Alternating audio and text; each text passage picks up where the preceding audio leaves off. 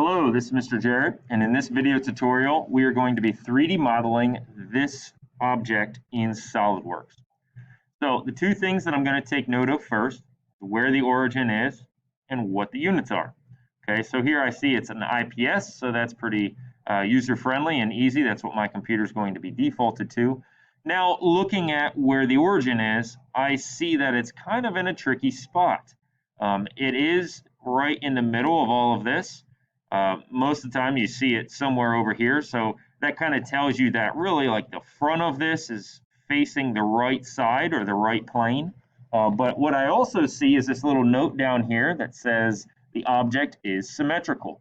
So that means we could draw one half of it and mirror the whole other side of it, or we could just draw it in different steps, knowing that we're going to be drawing one side and then the other is going to be the same dimensions. Okay, so I know a lot of students will try these in different ways, and it might be confusing how you might do it versus how I might do it. I'm going to do it in a very basic and simple way. Maybe this isn't the most efficient, meaning you're not getting as much out of the very first drawing as you could, but that's okay. I'm going to simply draw this entire base first. Then I will actually draw the whole back, and then I'll just draw this piece. Okay, so I'm going to pull this to my other screen. I would recommend doing so if you can. And in SolidWorks, I'm going to start out by making a new part, and I'll make sure my units are in IPS, which they are. So when I sketch this time, I'm actually going to be sketching on the top plane, okay, on the top plane. But if we want our object facing to the right, I actually need to be drawing my sketch kind of going vertical. So when it changes to a 3D angle and you see the long side of it going on this type of angle, it's working itself back. So get your sketch tab, and I'm actually going to get the rectangle tool and just draw a big rectangle here. Then I'll select this right line, and I'll select the origin itself.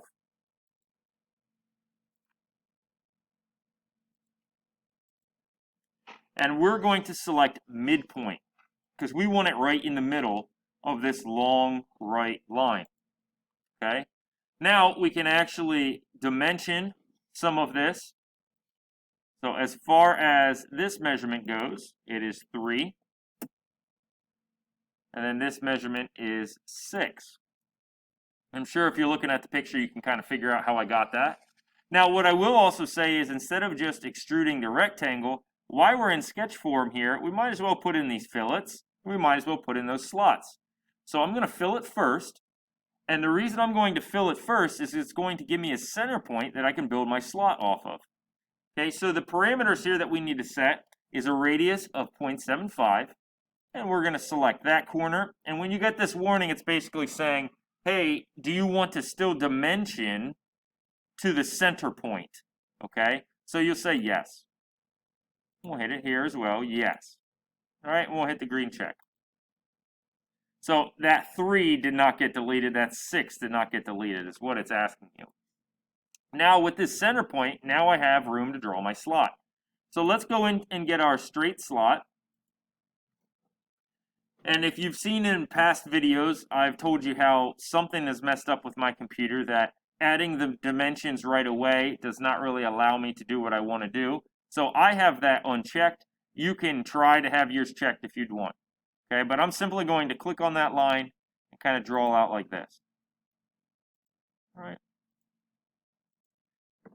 Now, I know some of you probably would have drawn a construction line and you probably would have mirrored across. That's perfectly fine. I'm simply just going to select these arcs and I'll set them to equal. Okay, so it'll be the exact same thing. Doesn't really matter. I'll select these construction lines as well, the inside lines, and I'll also set those to equal, so it'll be the same length. So you can mirror it or you can do what I just did.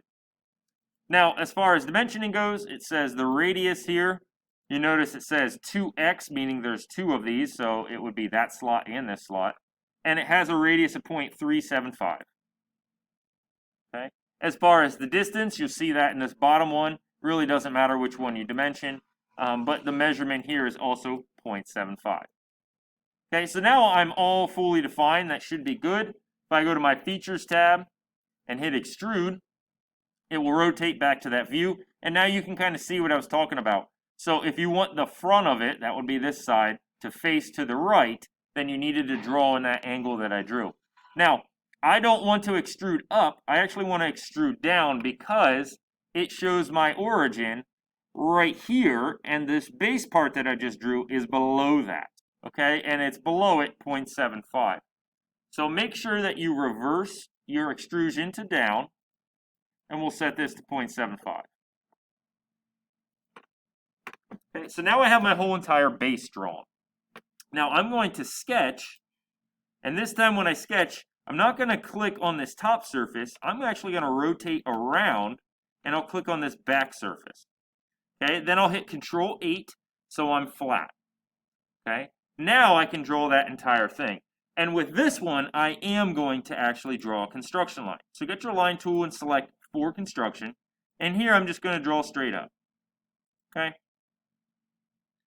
Now I'll hit Escape, and I'll get my line tool, and now I'm just going to draw the remaining part. So the top of it has a little flat piece, then it kind of comes down on a slight angle, and then down to the corner on a full angle. And we can't forget to draw across the bottom, back to our origin. I'll hit Escape. And here we need to make sure that this one is a horizontal line. That one obviously is a horizontal line, but if you connected it to the two, it will already be that way. And here we can kind of go ahead and dimension this stuff. So the very top flat piece, keeping in mind that we are only drawing half of this, that top flat piece in total is 0.6. So half of that is 0.3. Okay. Now the rest of this we can actually dimension correctly. So if you click on this angle line and pull straight up, make sure you're not on an angle. Okay, you don't want an aligned dimension, you want a horizontal dimension here. That is actually 1.2. It says from here all the way out to the outside should be 2.7, but I can tell you already that it's going to say that's already overdefined. Okay, and actually I clicked in the wrong spot, sorry.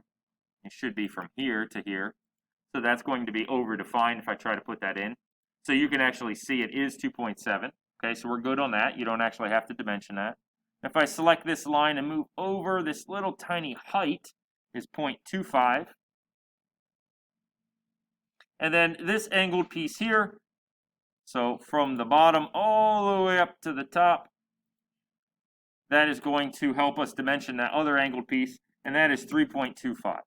So this one is kind of defined by the top two lines. So everything's fully defined. Let's draw our circle in as well. Get your circle tool, kind of just draw a circle there. Okay, we can dimension this, so it says from this far edge to the center, has that at 1.95. It says from this line, so from there, not from the very bottom, from there up to the center is 1.25. I saw that on the right side picture. And then it has the measurement diameter at I hit enter accidentally. It says 0.625. Okay, so that should be fully defined. Now from here, I'll select everything. I'll get off my dimension tool. The easiest thing is to start out here in a blank area. Just click and hold, highlight everything so it's all selected. And if you hit mirror entities, SolidWorks is smart enough to mirror it right across that construction line. So that's all good. That's that whole back piece. We go to Features and Extrude. And when I rotate around, so I can actually see what I want to do, notice it's taking me off the back. I don't want to go off the back. I want to go forward. So I'm going to hit reverse. And it has a thickness of 0.75 as well, so I'm all good there. Hit the green check. So that's 2 sketches. And right now I have almost all of it done. Now here's the key point of all of this, though. When we originally did this bottom piece, we put the origin right there. So here's the nice thing. Moving over these already existing planes, we have a plane that cuts right through the middle of it, right where we want it. So we are actually going to sketch on the front plane. So you notice I selected mine first. You can always select yours second. It doesn't really matter. But when we hit sketch, now we are sketching on that front plane. Okay? So if we hit sketch and front plane. So let me do that again just to make sure you saw what I did.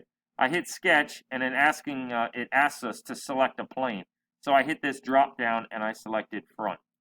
So I guess having it selected beforehand didn't really do anything. So I can hit Control 8 to rotate to a nice flat view. And this is easy here. I just get my line tool and I'm going to select this very top and all the way down here to the origin.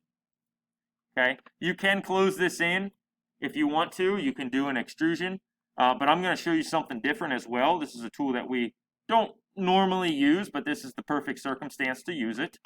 Okay, so I'm going to rotate to a 3D view so you can see. So I know most of you would close this in and you would do a mid-plane extrusion, which is perfectly fine. But you can also use what's called the rib tool. And you actually see this little picture up here shows exactly what we're trying to do. So if you select rib, notice it kind of shows you going sideways. And the measurement of this in total is 0.6. Okay. And if you're looking at these pictures, there's 3 different options. You can rib all to one side, the opposite side, or you can go even. So I have the even selection, so it's kind of right in the middle. It's going to go both ways. And I'll hit the green check.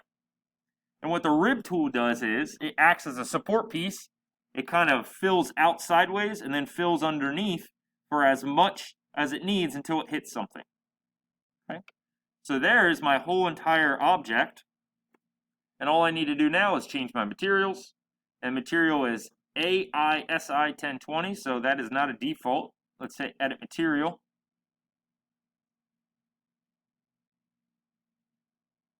And if we are in the steel folder, AISI is right there. Hit apply and close. And let's evaluate this. And we should get 5.99 pounds. You should have a negative X, positive Y, and 0 for the Z. If you got that, you can save this and move on to the next one. If you didn't, please problem solve, figure out where you went wrong, and fix it.